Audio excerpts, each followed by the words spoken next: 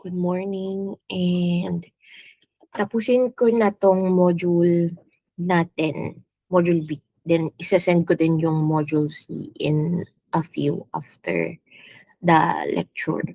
So, previously dun sa recorded video natin, pinag-aralan natin kung papaano yung mga halaman natin nagre-respond to light, gravity, touch, and yung ating day length sa photoperiodism. Nag-discuss din tayo regarding flowering, yung dormancy, yung concept ng dormancy, and yung senescence nila or yung aging. Now, yung question natin for moving forward is, ano ba yung nagko-control ng mga specific processes na yun sa ating halaman? Yung answer is yung ating mga hormones or phytohormones. So, si plant, nakakapag-decide siya when to grow, kailan magpa-flower, or magsesenes or magre-rest because of these hormones. So, yung phytohormones natin, technically ano yan, mga internal signals sa loob ng halaman na nagko-control ng plant growth and development. So, for this slide, sabi dyan, phytohormones, organic substances other than nutrients. Ano ba yung mga yan? So, tandaan nyo, yung phytohormones or hormones, plant hormones, are natural substances inside the plants na nagkocontrol ng growth and development. So, organic substances sila other than nutrients. Hindi sila kagaya ng fertilizer or nutrients. Hindi sila nag-provide ng food. Again, para siyang signals or messengers inside our plant. Then, effective siya at low concentrations. Yung halaman natin, very small amount lang ng hormones yung kailangan nila. Then, with that very small amount, nagko-cause na yan nung mga malalaking changes sa kanilang development. Like, very small amount ng hormone, kaya niyang ma-make yung plants natin to grow taller or mag-produce ng roots. Then, naturally occurring siya, ibig sabihin ay yung hormones na yon ay ginagawa nung plant itself. Then, it modifies yung plant growth and development. So, si hormones, kinokontrol niyan kung papaano nag-grow yung halaman, kailan siya magpa-flower, kailan siya magpo-produce ng fruit, kailan siya mag-age or mamamatay. Ganon. Tapos, more than one hormone is involved usually sa ating physiological processes. Pero, meron yung isa na nagdo-dominate nung specific na process. Later, makikita ninyo kung sino-sino or ano-ano ba yung mga hormones na yun, anong processes yung dinodominate niya. Ganon. So, dito, punta tayo here. Meron daw tayong pinagkaiba regarding plant hormones and growth regulators. So, yung hormones natin, natural substances yan, produce nung halaman. Effective yan at low concentration. Tapos may effect yan sa plant growth and development. Then we have yung plant growth regulators na tinatawag natin. Ito ay nagko-control ng growth ng halaman. Pero, ang pinagkaiba niya sa ating hormone is hindi siya lagi na galing inside our halaman. Pwede siyang natural, pwede siyang synthetic. Ganon. So, may synthetic tayo, kagaya ng IBA and Psychocell. Minimimic niya yung hormones, yung naturally occurring plant hormones. Pero, meron ding natural pero extracted na type ng plant growth regulators. Kinukuha yan sa plant tissues kagaya ng IAA. IAA is a natural auxin. Tapos si IBA and Psychocell, later makita niyo anong type si IBA, ano si Psychocell. Anong tawag dito? Tapos kung ano yung kanyang ginagawa sa halaman. Pero ang need nyo maintindihan from this slide is meron tayong pinagkaiba. Hormone, siya yung natural, ginagawa ng halaman. Plant growth regulators, pwede yung synthetic, may man-made, or pwedeng ina-extract siya sa halaman itself. So, punta tayo dun sa specifics na hormones natin, yung plant regulator, ay plant hormones na, yun, nasa halaman, na nagko-control ng growth nila. Isipin niyo lang 'to parang mga bagong character on the way we understand kung papaano lumalaki si halaman natin or paano siya naggo-grow, ganyan. So, we have yung ating tinatawag na auxin. Ang auxins, it's manifested sa halaman as IAA. Auxin din yung 2,4-D natin and auxin din yung NAA. Tapos lahat 'to synthetic siya. Pero ito ay, tawag dito, nababasa pa rin nung halaman kahit synthetic siya. So, anong meron sa ating, tawag dito, auxin? Siya is one of the main hormones na nagkokontrol ng growth ng halaman natin. So, saan siya ginagawa? Specifically, yung natural na hormone ng halaman na auxin, siya ay ginagawa sa shoot apical meristems or nakikita siya sa shoot apical meristems, sa young leaves, sa seeds and fruits. Tapos, gaano kadami yung kailangan ng halaman to promote growth using auxin? Around gantong number lang. Hindi niyo naman need i-memorize. Pero this is very minute or very minimal. Ganyan. Tapos, yung IAA, isa to sa pinaka-common na form ng auxin. It is produced chemically. Tapos, synthesized from indole or tryptophan. Ibig sabihin, galing siya dito, dun sa synthesis na to. Tryptophan is protein. At technically, ginagamit siya ng organism. Ganun. So, ang auxin, ginagawa ng halaman sa apical meristems, young leaves, seeds, and fruits. Pag synthetic or dito man-made, pwede siyang gawin from indole or tryptophan. Tapos, anong meron sa ginagawa ng auxin natin? So, si auxin, isa siya dun sa naghe-help kay halaman on bending toward light. So, phototropism, may effect si auxin.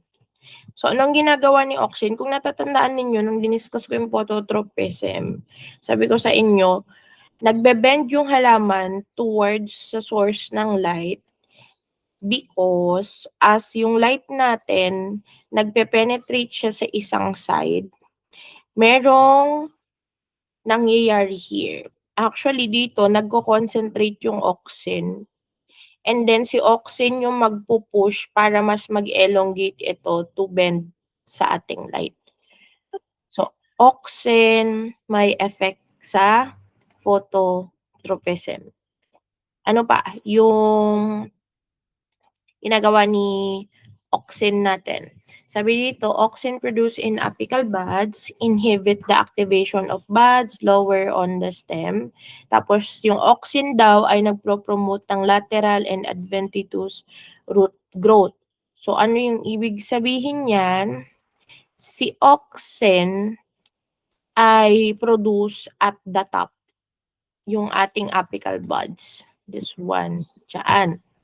Tapos, ang nangyayari dyan, pag meron pa tong apical bud natin na to, ang ginagawa niya is prine-prevent niya yung parang branching.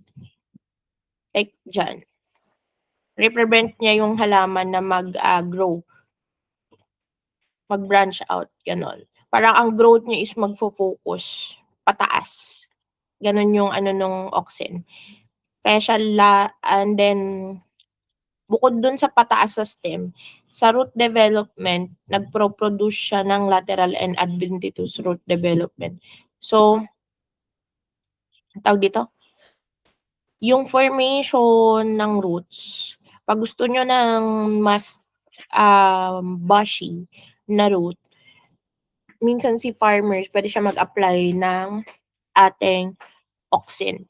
Ganon. Like, saan yun ginagamit? Pag nagka-cuttings tayo. Pag nagka-cuttings tayo kasi wala pang roots yan. Usually pag leaf cuttings, stem cuttings, wala pang root yan. Then, ang ginagawa is, binababad siya sa water na may auxin. Or yung, pwedeng yung IAA, ganyan.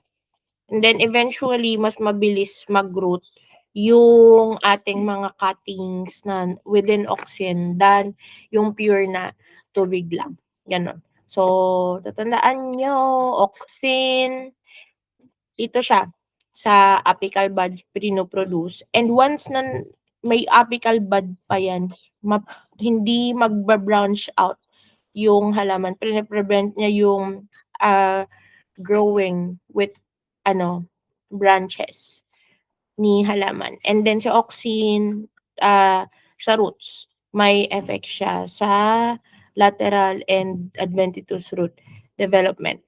And ano pa effect ni auxin? Kailangan din siya sa fruit development. Anong meron doon? Tingnan niyo yung picture. May image dyan. This one is yung normal fruit.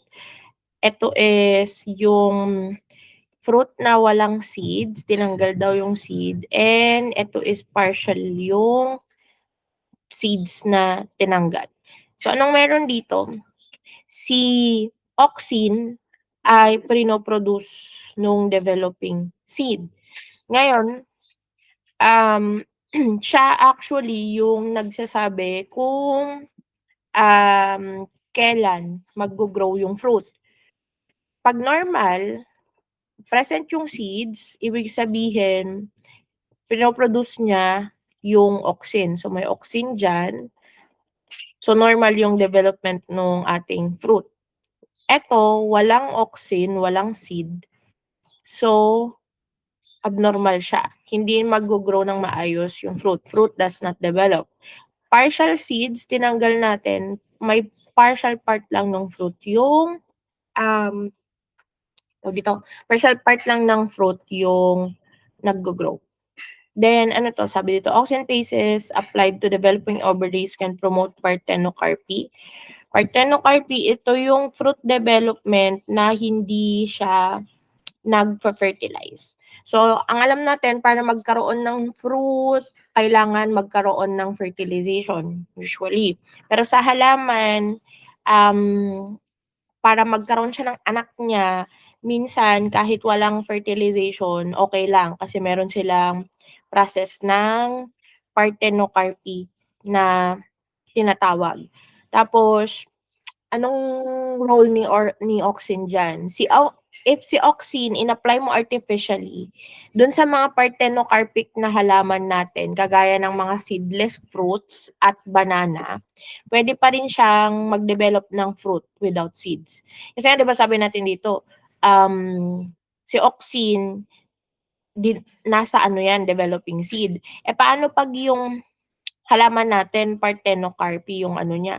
Ang parthenocarpy kasi wala kang fertilization. Walang fertilization, walang seed. So, pwede daw natin gamitin si auxin doon. So, pwedeng mag-develop ng fruits without seeds.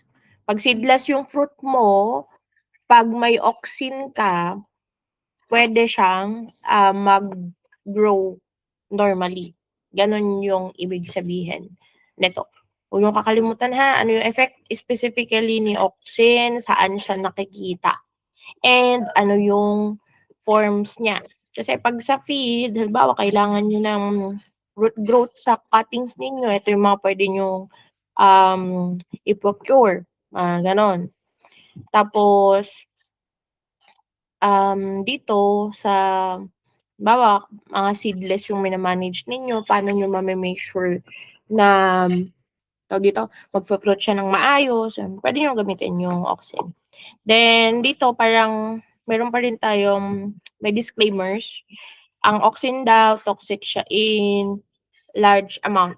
Small amounts lang ha, kanina very minute yung very small yung kanyang concentration. Parang ano lang yan, 0.0001,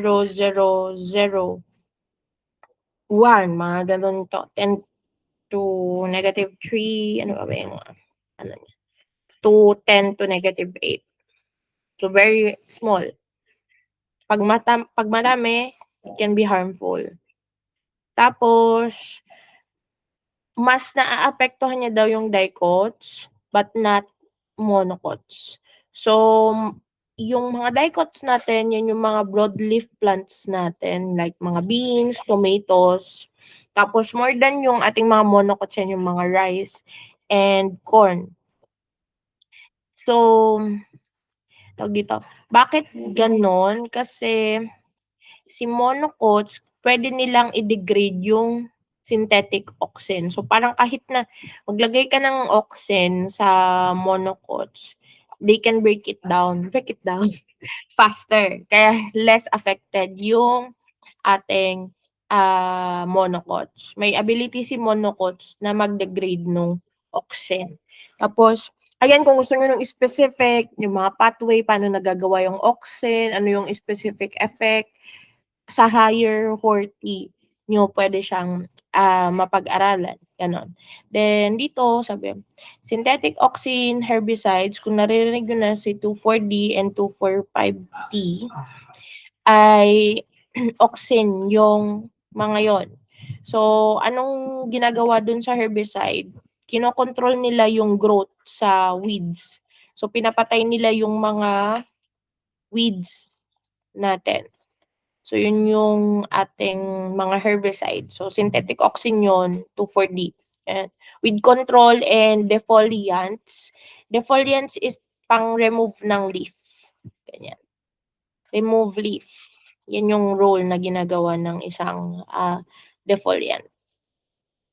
So, ang nangyayari dito, si auxin, auxin-based herbicide, kinikil niya yung weeds without harming yung ating plant. Diba sabi ko sa inyo kanina si monocots, pwede niyang i-degrade yung synthetic auxin. So halimbawa, ang monocot natin is si rice. 'Pag nag-apply tayo ng 2,4-D sa planting kay rice, hindi maapektuhan si monocot, pero maaapektuhan yung mga weeds or yung ating mga dicots, broadleaf dicot, ganyan. Kaya gano'n yung effect nung auxin. Kaya puwedeng maging herbicide si auxin sa ating, mga monocot. So overall, si auxin, again, one of the major ano 'to, plant hormones. Siya ay nagkokontrol ng growth. It helps yung halaman natin bend towards the light. Tapos meron siyang effect sa apical dominance. Sa apical dominance, naghe-help yan yung sa tolling, pag pagpapataas, taller growth ng halaman. Tapos may effect siya sa ating roots, development ng ating roots, and dun sa fruits natin through seeds. Gano'n yung ating auxin. Then meron tayong another na, anong tawag dito, another hormone, yung ating tinatawag na cytokinin. Ang forms niya is yung ating carnitine, zeatin, and yung isopentyl adenine. Ito yung chemical ano niya, tsura. Pero for this lesson, ninyo lang matandaan na, okay, auxin, ganito yung ginagawa niya. Cytokinin, ganito yung role niya. And ito yung mga forms niya like carnitine, zeatin, and yung 1,6-ADE. So, ano tong cytokinin natin?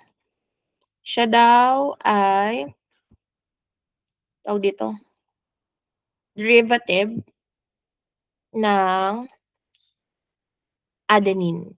Si adenine ay isa sa molecule sa DNA. Sa genetics ninyo, mas madi-discuss ko to. Pero, ibig sabihin nun, si cytokinin, related siya sa DNA such that connected siya sa cell activity. So, saan siya mahahanap? Sa actively dividing tissues ng ating seeds, fruit, leaves, and root tips, even yung ating wound tissue sites. So, si cytokinin, mahanap mo siya kung saan merong active cell division. Kung na-discuss na sa inyo yung ating mitosis, meiosis, yun yung tinatawag natin na cell division. Pero basically kasi, everything starts with a cell. Then magdi-divide yan ng magdi-divide to actually form yung ating mga organs or plant parts, ganyan. So dun sa actively dividing tissues ng halaman from seeds, fruit, leaves, and root tips, may cytokinin doon. So basically si cytokinin ay ang function niya sa cell division talaga. So, cytokinin cell division. Ganun yung ganap niyan. Tapos, si cytokinin ay mainly produce siya sa ating roots. Madaming cytokinin sa roots. Tapos, trina-transfer siya upward. Again, tandaan nyo si xylem sa ating water transport to.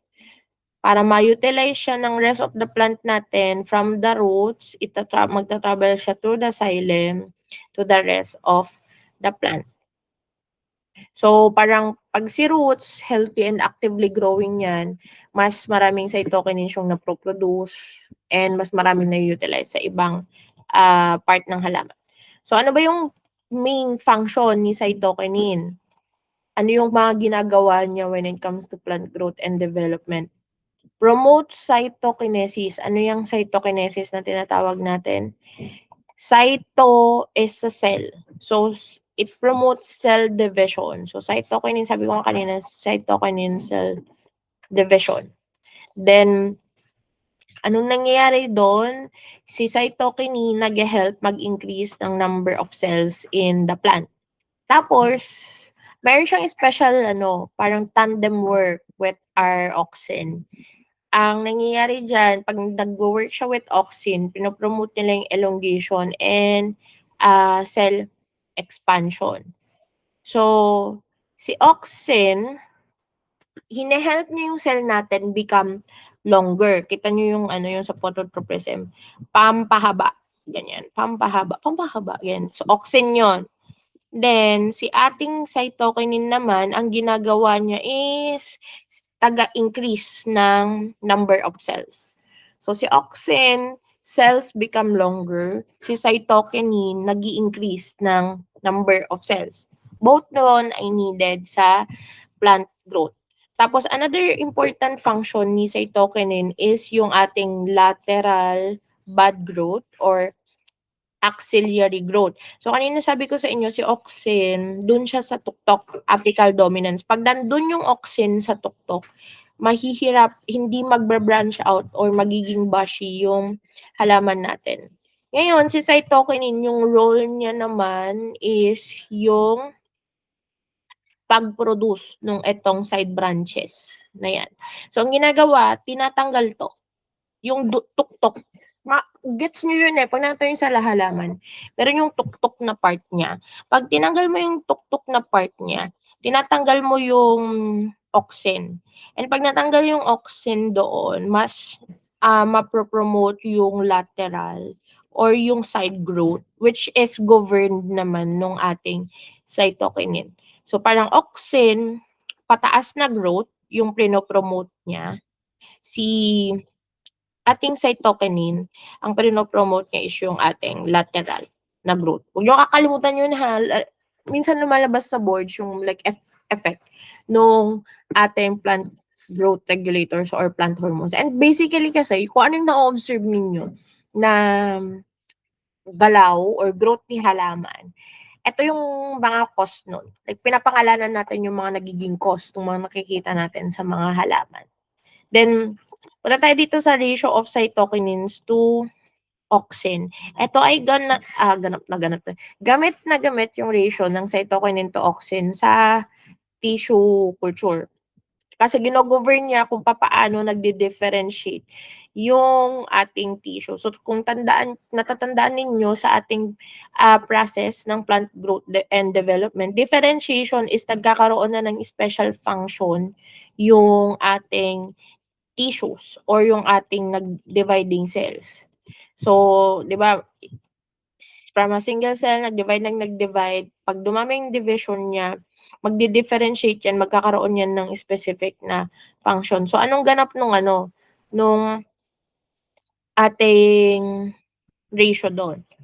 So, ang nangyayari, sa tissue culture, pag mas marami yung auxin than cytokinin, ang magde-develop ay yung ating roots.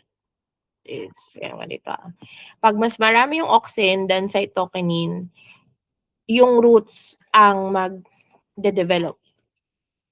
Kapag mas marami yung cytokinin than auxin, ang magde-develop ay yung shoots or stems. So, ang nangyayari dyan sa tissue culture, meron tayong different types ng media. Merong media for pag gusto na nating magpa-rooting. May media na ginagamit for shoots or yung leaf. Pag gusto natin ng leaf, mas madaming leaf, iba yung parang timpla ng pinaglalagyan ng halaman. So, isipin nyo para itong bote, tapos may medium doon, may agar dito, para may gelatin dyan, na yung gelatin is merong specific na hormones and nutrients. Tapos, pag gusto ko na magpadahon nung aking halaman, like, try ko maghanap ng tissue culture na pero pag gusto ko magpadahon, dapat mas madami yung cytokinin ko dun sa media. Eventually magdadahon yan. Mauuna actually yung pagpapadahon, ha? Sa tissue culture usually, yung halaman mag-undergo muna siya ng pagpapadahon, cytokinin dito. Then pag may dahon na siya, saka namin prino-promote yung kanyang root growth. Yung lilipat siya sa media na mas madaming auxin para mas maging siya, bushy yung root. So nauuna yung sa leaf kasi tawag dito, mas kukuha doon ng pagkain yung halaman. Then, ang another dito is, what if balance sila? What if 1:1 ratio yung meron? Mahihirapan actually yung halaman natin na mag-differentiate kapag 1:1. So, hindi siya gagawa ng clear na root at hindi siya gagawa ng clear na shoot. So, dapat merong ratio na para ma-formulate or magawa yung plant part na roots at plant part na shoot, kailangan may ratio. More auxin or more cytokinin. Tandaan nyo kung ano yung nagiging effect.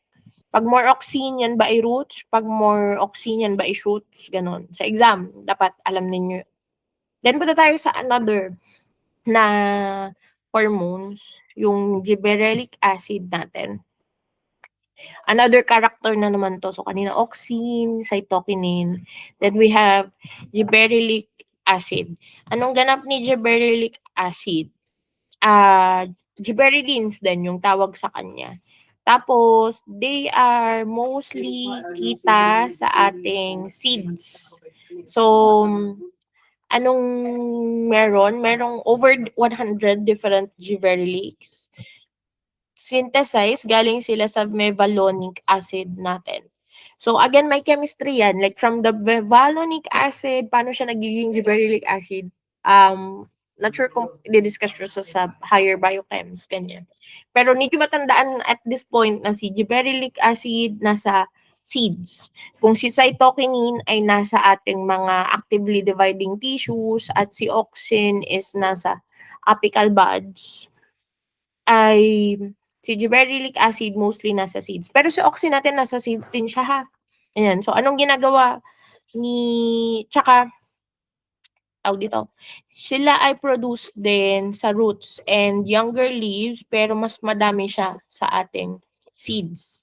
Then, si gibberellins, again, sabi ko sa inyo, yung hormones natin, plant hormones, may work in tandem sila.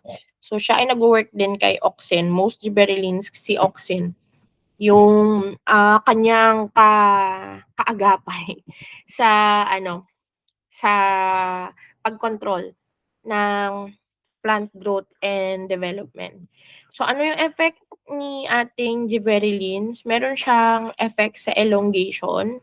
Kagaya ni auxin, nagpapahaba. So, very siya, dito sa experiment, dyan sa picture na yan, sa dwarf plants natin, yung effect. So, gibberellin, stem elongation, they make the plants grow taller.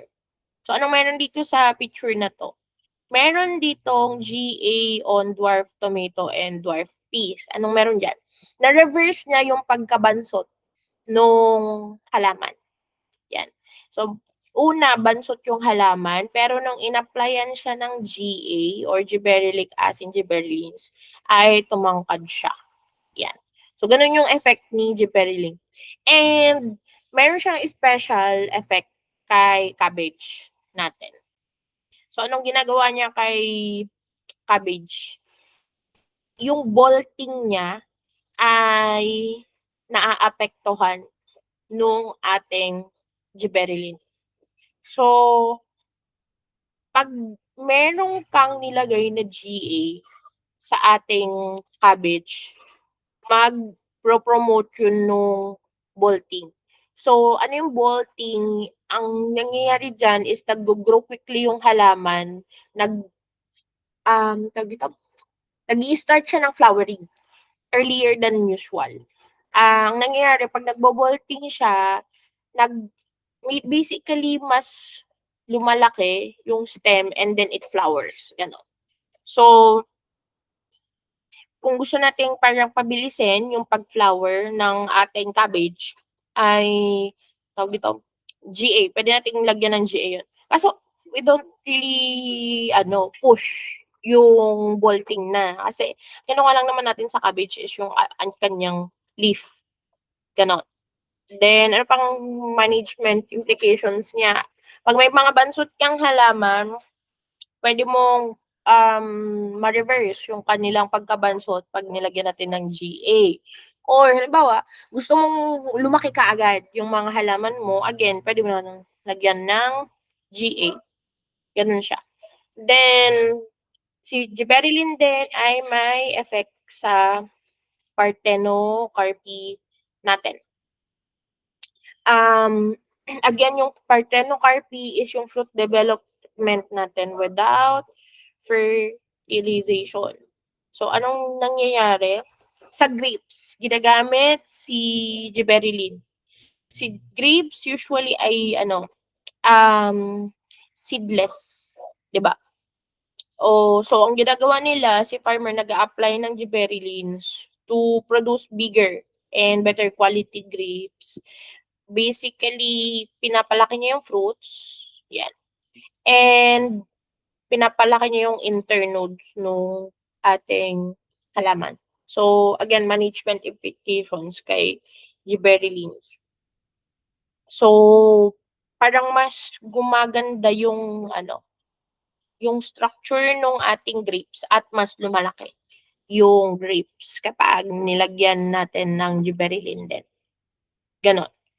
So, wag niyo kakalimutan na gibberellin, saan siya nakikita, ano yung specific effect niya, dwarfism, bolting, and even sa ating parthenocarpine. Kasi another na tayo, move on na tayo, move on. Move on tayo sa another hormone. Ang haba ko mag-discuss, kailangan ko ng meron pa akong more than 10 slides, I think. Abscisic acid, I think na-introduce ko na 'to sa inyo. Sabi ko sa inyo kapag nagta-transpire ng sobra si halaman, nagpo-produce yan ng abscisic acid. Madalas 'tong tinatawag na stress hormone. So, pino-produce siya ng halaman 'pag nai-stress siya. Anong ginagawa niya, nag-i-slow down actually siya ng growth. Taga-slow down ng growth instead of promoting it. So, si gibberellins natin, si cytokinin, and si auxin, more on sa ano siya, naka-focus siya sa go, mag-grow lang kayo. Grow, mag-grow lang kayo. Si abscisic acid, more on siya, wait, ganon. Stress ka, mag-slow down ka muna. Ganon yung kay abscisic acid natin. Very active ang abscisic acid kapag under stress si halaman, environmental stress specifically kapag may drought, heat, or poor conditions. And ano siya, antagonist ng other growth promoting hormones plants natin. So si cytokinin, si gibberellin, si auxin, parang nilalabanan, antagonistic yung effect niya. So, ano ba yung ginagawa ni abscisic acid? Ano yung specific effect niya? So, meron siyang effect sa seed dormancy. Ang nangyayari dyan ay si seeds natin kinikip from germinating. Dormancy, parang na-discuss ko last video. Ganon. So, yung seeds are prevented from growing too early. Tapos dito sa example natin, pag dito, sabi niya, low levels of ABA in maturing seeds promote premature germination. Sabi dito, kapag mababa yung level ng abscisic acid, yung seeds natin nagge-germinate too early kahit na-attach pa siya. Nagkakaroon siya ng premature germination which is hindi to okay. Hindi siya okay. Ayan. So, dito, pag mataas yung level ng ABA na pre-prevent yan. Ngayon, pag low, may pre-germination na nangyayari. Then, another very, very, stress activity hormone. Important na role ni abscisic acid is yung sa stomatal closure during leaf water deficit conditions by activating K plus ion transport out guard cells. So, ano bang ibig sabihin niyan? So, again, stress hormone, si abscisic acid. So, ang ginagawa niya, kino-close niya si stomata. Pag walang enough na tubig, nagsisignal yan si abscisic acid na, oy, i-close mo yung stomata para ma-reduce yung water loss. So, during drought, si plants, nagko-close yan ng stomata para ma-conserve yung tubig. Kahit na pag clinose natin yung stomata, mag-i-slow down yung photosynthesis niya. Ganyan. So, pag na-close yung stomata, magko-conserve siya ng tubig and yung process ng pag-close ng stomata na yon is governed by abscisic acid. So, si stress hormone, pinoproduce yan ng halaman pag na-stress siya from drought, from heat, gano'n. And yung effect niya specifically sa stomata, klino-close niya yan pag mataas yung transpiration or kulang yung tubig na, gano'n. Ganon si abscisic acid. So, tandaan nyo ha, stress hormone, abscisic acid, effect niya sa dormancy and sa stomatal closure. Then, we have yung, last na ba si ethylene? Yep, last na si ethylene. Si ethylene yung ating last na plant hormone na idi-discuss. Tapos ano special kay ethylene, I think narinig niyo na siya or not sure. Si ethylene kasi is ano siya, ripening. Dun yung main function niya. So, 'pag more on post-harvest, ganyan. Ethylene yung hormone na kinokontrol natin. So, saan siya galing? Amino acid methionine. Galing siya diyan, sa methionine natin. From methionine, puwedeng magkaroon ng ethylene. Tapos, si ethylene lang yung plant growth regulator natin na gas. The rest is either in liquid or I think liquid form siya tsaka may solid forms. So, anong ginagawa ni ethylene? Promotes flowering and leaf senescence. So, ang nangyayari actually talaga, ang pinaka-role ni ethylene is sa fruit ripening and leaf aging. So, halimbawa, for example, bananas, magra-ripen yan faster kapag stored together kasi nagpro-produce yun ng ethylene. Or yung leaves natin, nagye-yellow during fall, like yung ating mga aesthetic fall action na mga leaves na nagbabago yung kulay because of our ethylene. Ganun yung ano niyan. So, anong implications nito? Pwede mong gamitin si ethylene to control yung fruit ripening. Halimbawa, may mga fruits tayo na na-harvest unripe. Pwede natin siyang i-expose sa ethylene para mag-ripen sila at the right time for our selling. Ganon. Or puwede natin kontrolin yung biosynthesis ng halaman ng ethylene. Like puwede nating i-prevent yung pag-produce nila ng ethylene para ma-slow down yung kanilang pag-age or breakdown ng leaf, gano'n. Puwedeng gano'n yung implications niya sa ating crop growth and management.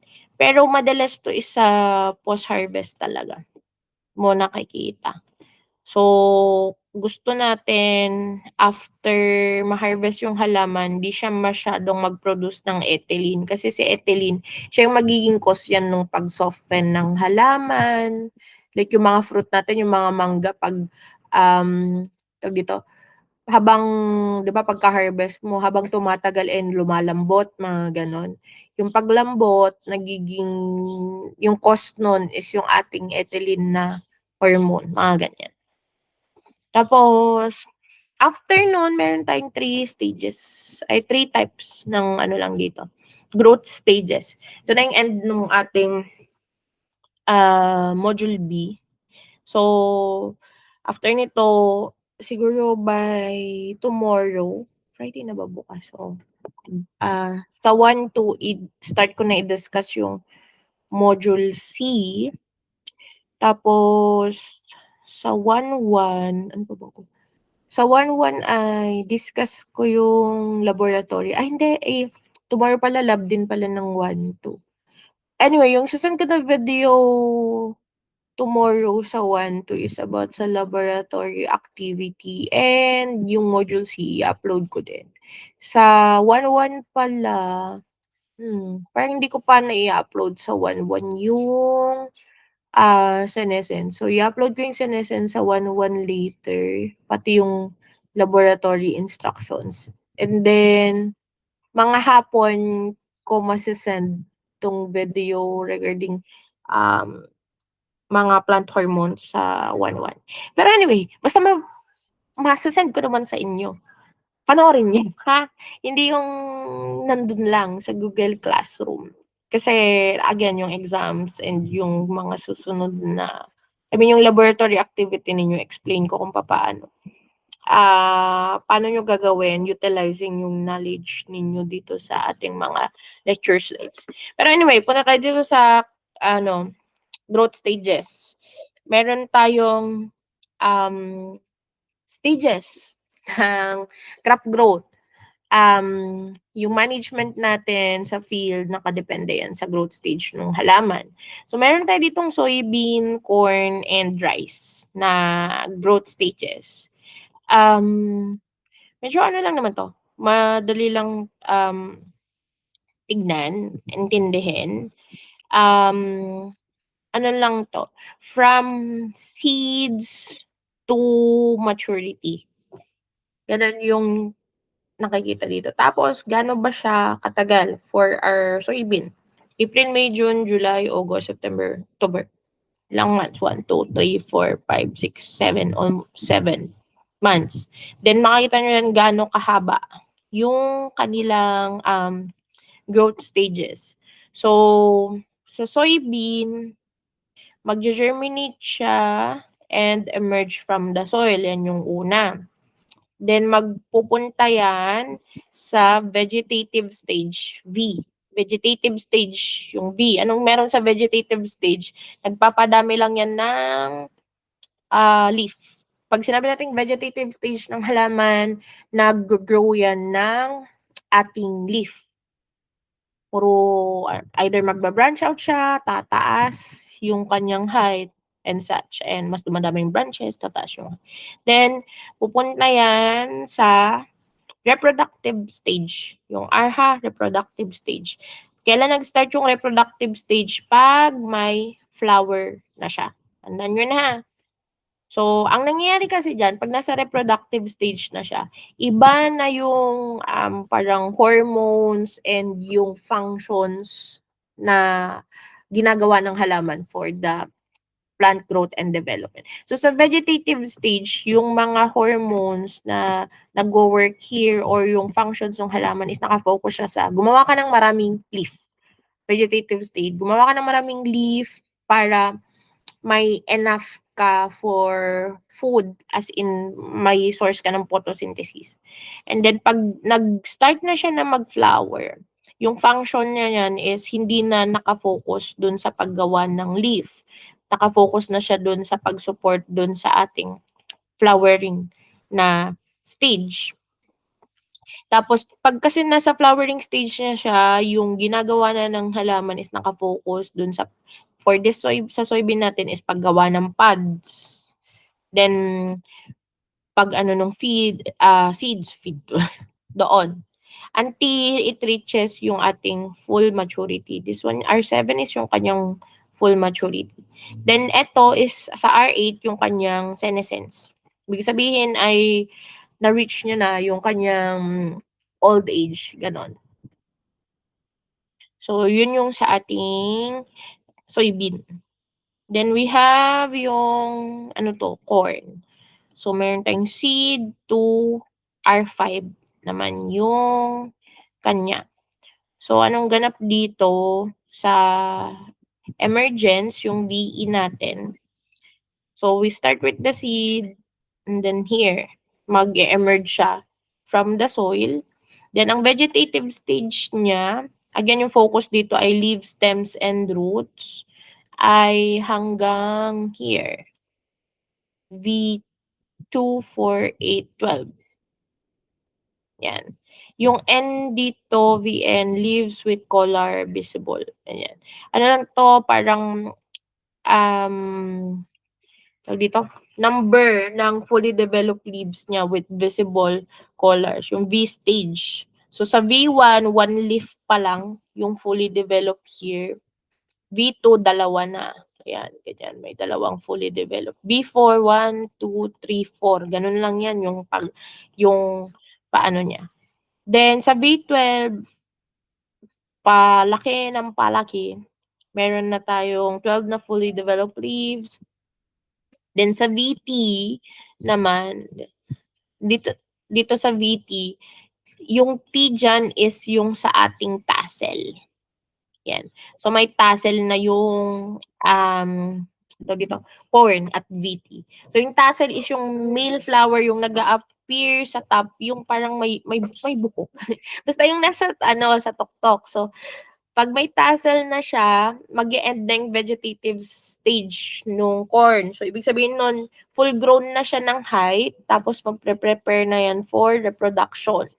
Then, yung reproductive stage ng corn natin is dito gumagawa si corn ng kernel. Ano yung kernel? Yan yung kinakain natin na mais. Ganon, ha?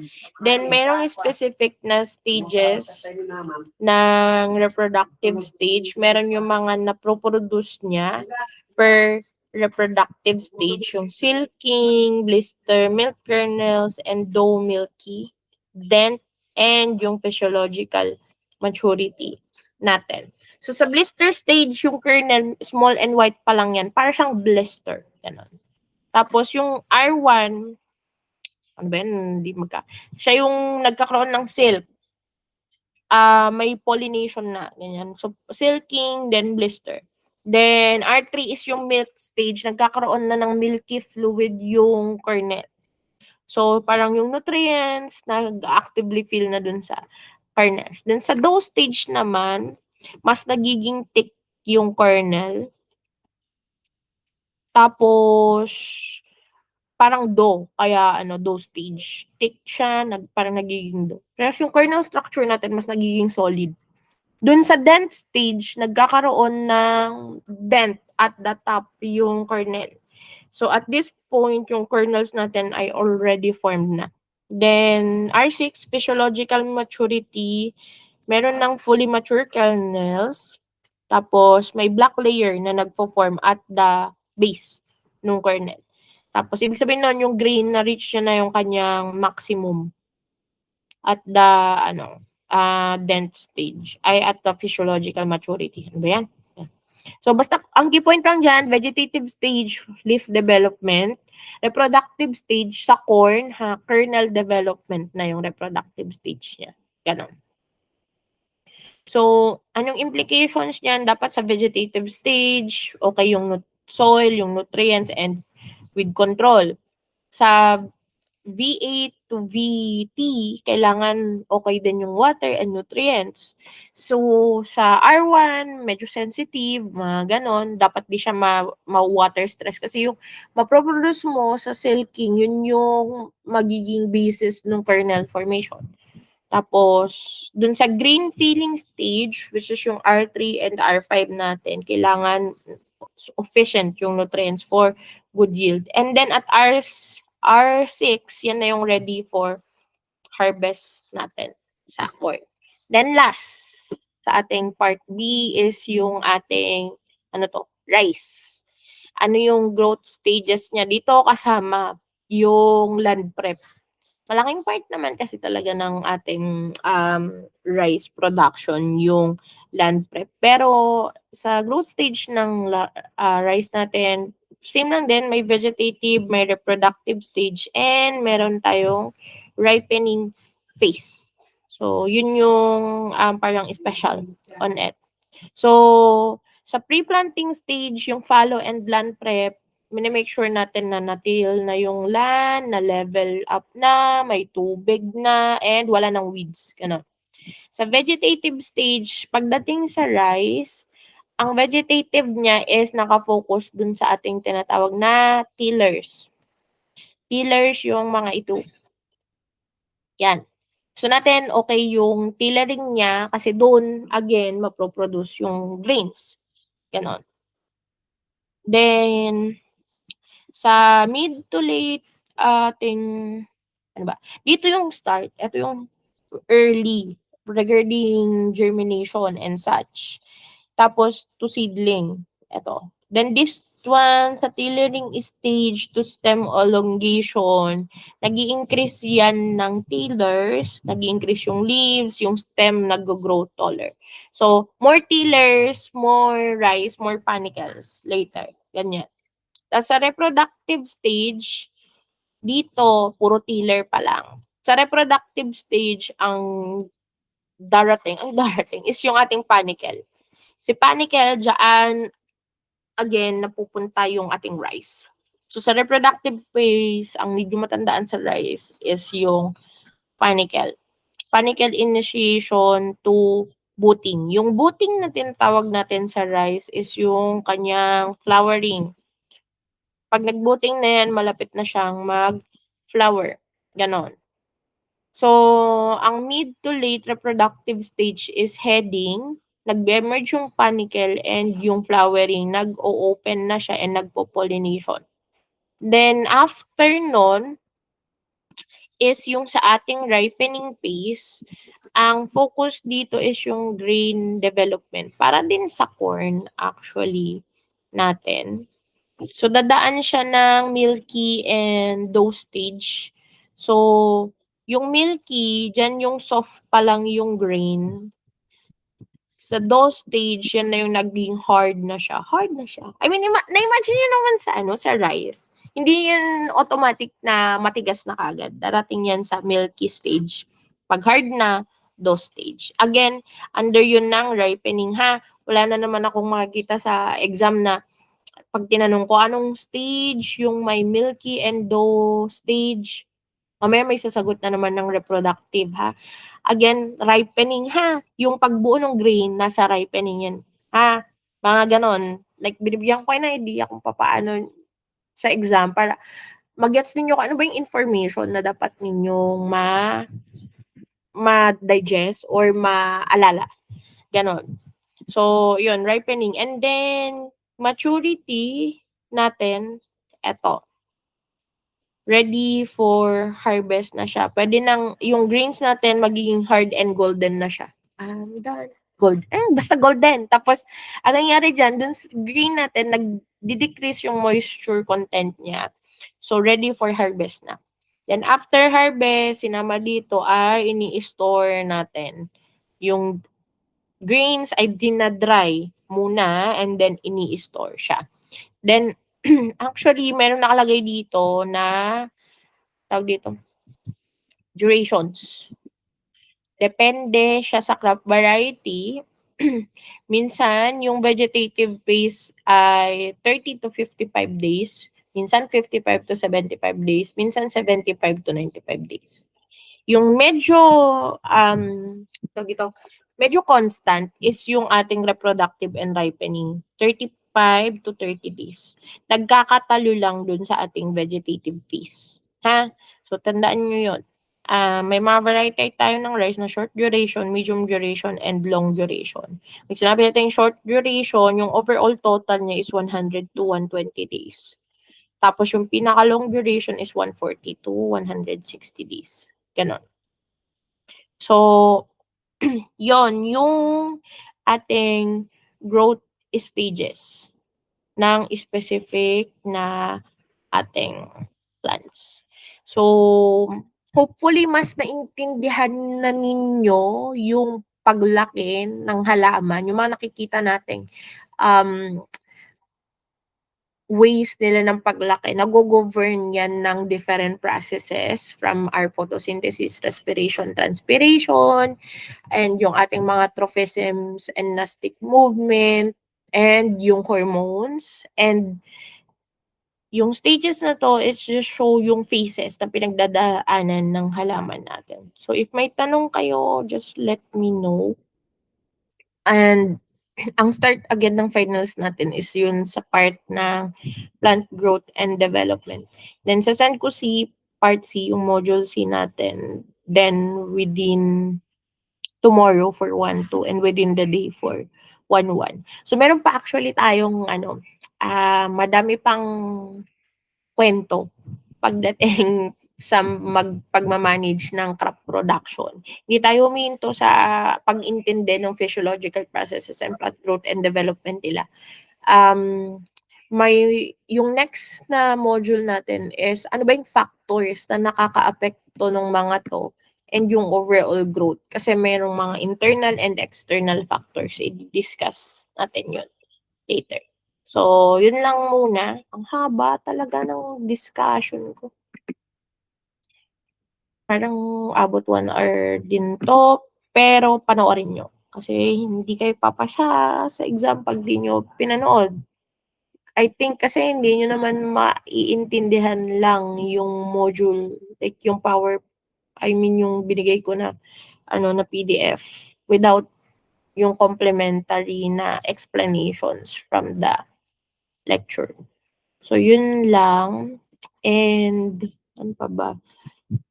Update ko kayo sa incentives na ibibigay ko for the student week. I think next week yun. So, i-require ko yung ibang i-require ko during our time na umattend kayo ng mga activities and pagagawin ko kayo ng narrative paper on it.